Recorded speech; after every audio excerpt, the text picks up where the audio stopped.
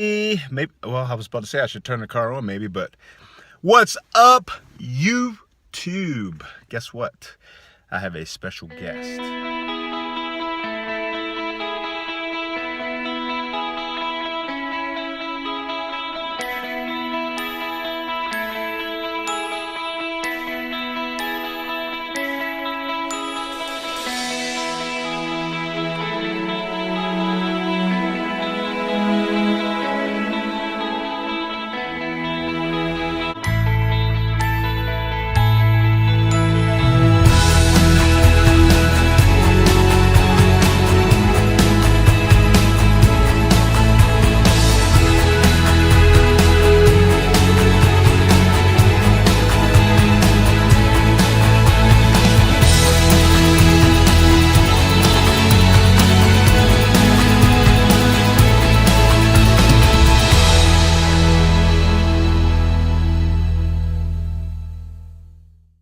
And you guys know this guest from previous videos. His name is Powers. Yeah.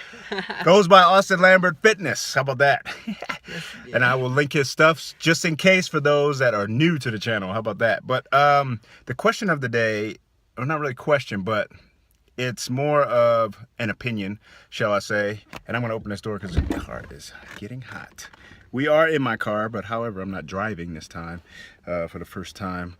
But I wanted to get his opinion, even though he hasn't competed yet. There are differences between a competitor and, say, a lifestyle fitness person.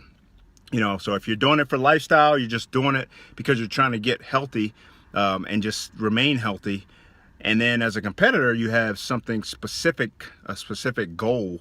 Well, I guess it's not the right wording, but it's specific body parts in a sense that you're trying to improve, whereas the lifestyle is more full body and full health in that sense, I guess. But I'm just trying to get more opinions than my own, because I'm going to give you guys my opinion, but I'm going to get his opinion, even though, like I said, he hasn't competed yet, but he's soon about to in a couple months.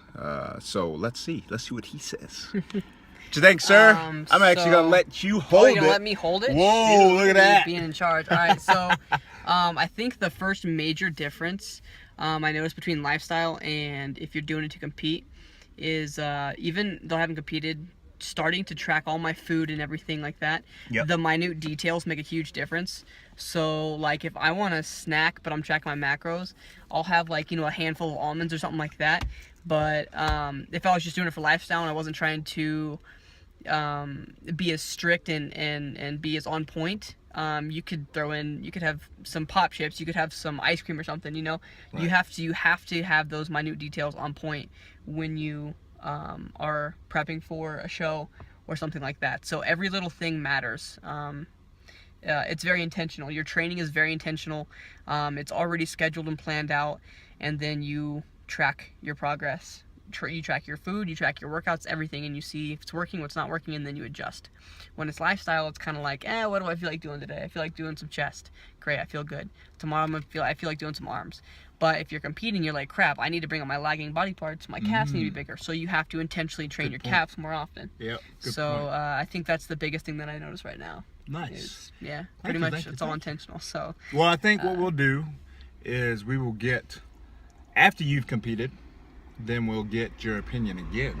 Yeah, I'm sure because then you'll have the experience of actually going through a full prep for a show and getting on stage, and then we'll have that post feeling of, you know, how do you feel now? You did it, you're done. Yeah. You know what I mean? As far as, because you've been already working out for lifestyle, you know, for a long time now, and now you have a change, you know, your direction and focal point is switched. Yeah. You know, so yeah, we'll get that too. Sounds good. Yeah, buddy. Look at that.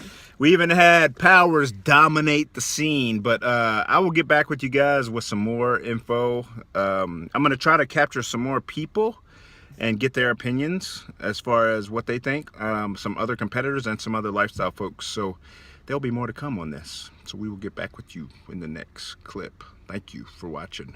Peace. What's going on, my YouTube fam? Happy Monday to you. Rocking the minty fresh Monday.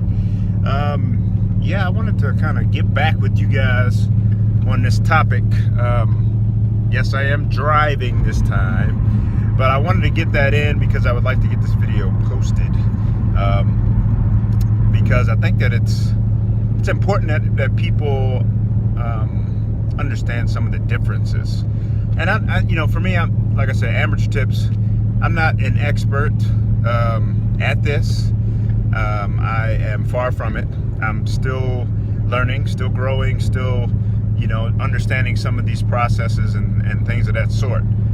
However, I can just pass on, the experiences that I've had and like from people I've talked to and all of that stuff. But anyway, you guys got Power's perspective, and part of my perspective is really the same as his. The intensity level sometimes is different. When you're doing lifestyle, I think sometimes it's easier to take that day off, where sometimes as a competitor, you find a way to go regardless. Especially if you have a target date and you have a show time, that you're prepping and stuff for, you're not going to take any time off really that you, some people do. Everybody's different. So like I said, I can only give you my perspective on this, and from, talking to other competitors and other people that are into fitness, maybe not competing, but that are just into fitness lifestyle. And utilize what they have learned from their experiences. And like I said, I will tell you that there's got to be, if you're thinking about competing, and that's the reason I wanted to even do this comparison, because there are people that are considering competing down the road and not just lifestyle. And I just want you to know, if you're thinking about competing, that it's a different animal. Like, I thought I was busting my tail and that I was working hard when I did my transformation with bodybuilding.com. But when I started to compete, that level of toughness, mental toughness, like, got taken to a whole different level. And I think one of the reasons is because you do have to pay closer attention to what you eat. You have to track those things, because in order to make any type of change, you got to know what your body's consuming, and then how is your body responding to that. And if you have no idea, or if you're just kind of guesstimating, like, oh yeah, I think I had this amount, or I had this amount, then if it's not precise, then it's really hard to make any change off of that. And that's why I said you have to do a good job of tracking. It has to be precise in order for you to make change with your eating plan. Now, working out, like we were talking about before, it's more specifics. Just like he was saying, upper chest, different areas of your body that you want to build up. Whereas maybe as lifestyle, you're just trying to build everything all at one time. So it really doesn't matter to you maybe that much if your upper chest is bigger than your lower, or whatever the case. You're just trying to build some muscle and to burn some fat. Whatever level you're trying to get to as far as getting in shape. And for a competitor, it's like really specific areas that they're trying to target. They're trying to even out everything, to balance everything, to catch lagging body parts up and things of that sort. So they're going to do a lot of auxiliary work that's going to be isolating just those areas. Whereas the regular, casual fitness lifestyle person may just go in and just hit those areas, and they're not really focused in on like specific spots. If you understand what I mean by that. But if you're thinking about it, my best advice for you is to attend a show. Go to a show and see in person if it's something that you want to do. And then if you want to do your research. Do your homework, get on the internet. There's so much stuff out there. Ask questions, to people. If you're fortunate enough to have other competitors around you, like maybe they go to your gym or something like that, then so be it. Ask questions to them. And then, lay out a game plan, put it in your mind, get that vision of what you want out of this. And then ask yourself, why do I want to do this?